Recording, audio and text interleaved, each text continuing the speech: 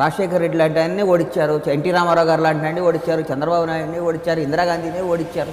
రాజశేఖర్ రెడ్డిని ఓడించారా?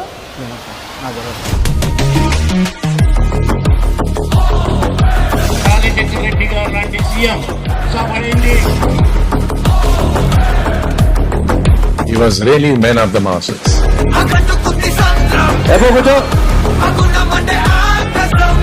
మీకు ఆ లెవెల్ లేదు, అంత సీన్ లేదు, మాట తప్పే అలవాటు లేదు.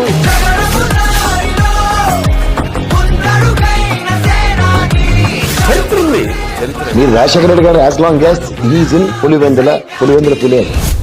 ఎంత శత్రువైనా సరే కోపాన్ని ప్రదర్శించడం, ఆప్యాయంగా మాట్లాడిస్తాడు. హిందుస్థాన్ మే मुसलमानों को अक़लियत को रिजर्वेशन देने वाले कौन लोग थे? मुसलमान नहीं थे. वो रिजर्वेशन हमको यहाँ राजशेखर रेड्डी ने दिलवाया. వైఎస్ రాజశేఖర రెడ్డి గారు ముఖ్యమంత్రి ఇచ్చిన పథకం ఆరోగ్యశ్రీ పథకం. 108 చూడండి. ఇక్కడ ఎవరికి ఎక్కడ ఏ గ్రామంలో ఒక గర్భిణీ స్త్రీకి ఇబ్బంది వచ్చినా, ఓ చిన్న పిల్లవాడికి ఇబ్బంది వచ్చినా ఉన్నట్టుండి ఆసుపత్రికి తీసుకొని పోవాల్సి వస్తే ముందు రోజుల్లో ఎంత ఇబ్బందులు పడేవాళ్ళు. ఈ రోజున కేవలం ఒక్క ఫోన్ కాల్ చాలు, 20 నిమిషాల లోపల కొయ్ కొయ్ కొయ్ కొయ్ కొయ్ కొయ్.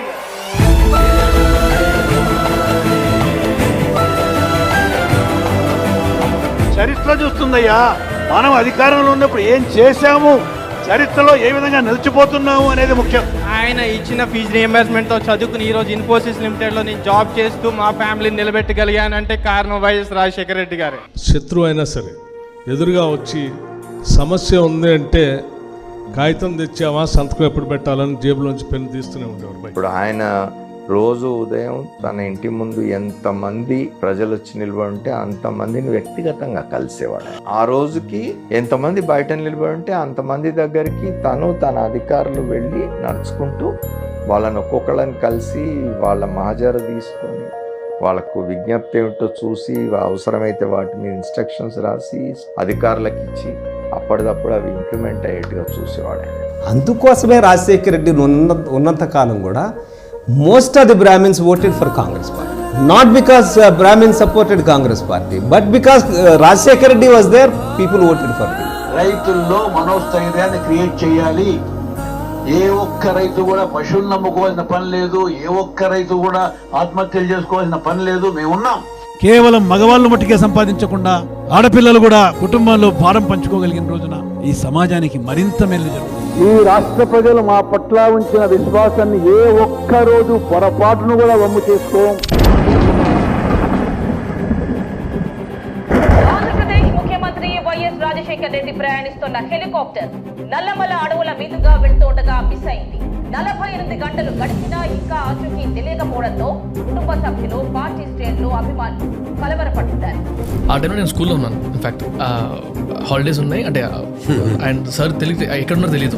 కొన్ని గంటలు టీవీ ముంగడ కూర్చొని నాకు గుర్తుంది ఆ న్యూస్ తెలియగానే మా మదర్ ఏడ్చారు.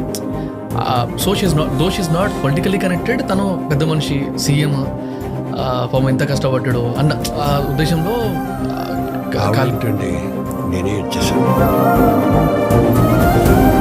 సారు, ఈ నెల పింఛన్ పైసలు ఇంకా రాలేదు కదా సారు?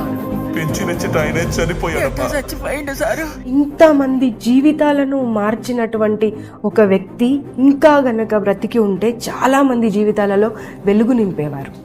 సర్పంచ్గా కూడా గెలవలేని నాలాంటి ఎంతో మందిని ఎమ్మెల్యేలుగా, ఎంపీలుగా గెలిపించి రాజకీయ జీవితాన్ని ప్రసాదించిన గొప్ప వ్యక్తి వైఎస్ రాజశేఖర రెడ్డి గారు. అక్కడున్న ప్రజల పరిస్థితి ఏంటి? అమ్ముంది కదా మన అమ్మ. జగన్ రెడ్డిని నేను చిన్నప్పటి నుంచి చూస్తున్నా. మొండోడు sir. Kadapa by election results తర్వాత కూడా మీకు ఇంకా కడపోడు గురించి అర్థం కాలేదనుకుంటున్నాను. వాళ్ళు ఎంత మంచోళ్ళో అంత మొండోళ్ళు సార్.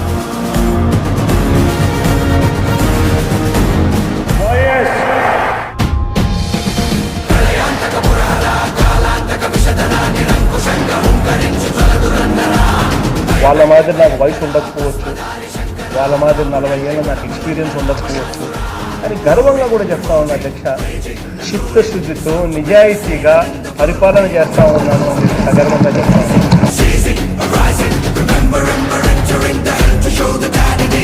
ఈరోజు రాష్ట్రంలో ఏ ప్రాంతం తీసుకున్నా కూడా ఇదే మాదిరిగానే కనిపిస్తా ఉంది. ఈరోజు రాష్ట్రంలో ఏ గ్రామం తీసుకున్నా కూడా ఇదే మాదిరిగానే కనిపిస్తా ఉంది. గతంలో ఎప్పుడూ కూడా చూడని విధంగా అభివృద్ధి కనిపిస్తా ఉంది. స్కూళ్లు మారుతా ఉన్నాయి, కొత్తగా మెడికల్ కాలేజీలు కనిపిస్తా ఉన్నాయి, ఉన్న హాస్పిటల్ కూడా రూపురేఖలు మారిపోతా కనిపిస్తా ఉన్నాయి. అభివృద్ధి అన్నది ప్రతి ప్రాంతంలోనూ కనిపిస్తా ఉంది.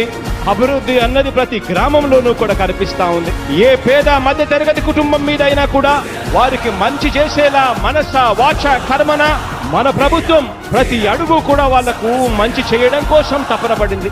ప్రాంతాల అభివృద్ధే కాదు, ప్రతి ఇల్లు అభివృద్ధి కావాలి. ప్రతి ఇంట్లో ఉన్న నా అక్క చెల్లెమ్మ బాగుపడాలి. ప్రతి ఇంట్లో ఉన్న నా అక్క చెల్లెమ్మ ముఖంలో చిరునవ్వు కనపడాలి.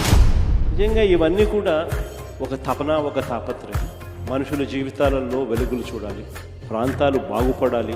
చనిపోయిన తర్వాత కూడా ప్రతి ఇంట్లో నా ఫోటో ఉండాలి అని తపన, తాపత్రయంతో అడుగుతుంటాను.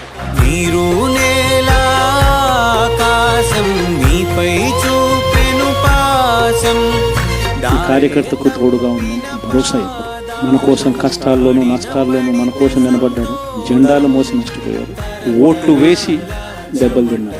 అందరికీ కూడా తోడుగా ఉండాల్సిన అవసరం లేదు. మీరంటే మీ కుటుంబం వల్ల మాకు ఎంతో అభిమానం.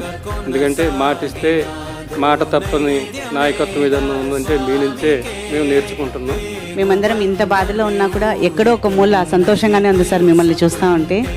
సో మీరు మాట ఇచ్చినా ఇవ్వకపోయినా మీతో కలిస్తే ఆ పని జరిగిపోతుందని వచ్చాం సార్ మేము. ప్రతి ఒక్క దారి కూడా తాడేపల్లి వైపుకే పోతుంది. ఎందరో చెప్పిన మాటే కదా, కళ్ళ ముందరే ఉన్న దారే కదా. తొందరే ముందన్న తీరొద్దికా, కష్టపడ్డోడికే దైవం తోడుండదా. మట్టి వాసన గుర్తుంచుకోని తండ్రి ఆసే దాగుందిగా. చిక్కి చితికిన విత్తనంలో వంశవృక్షమే దాగుందిగా.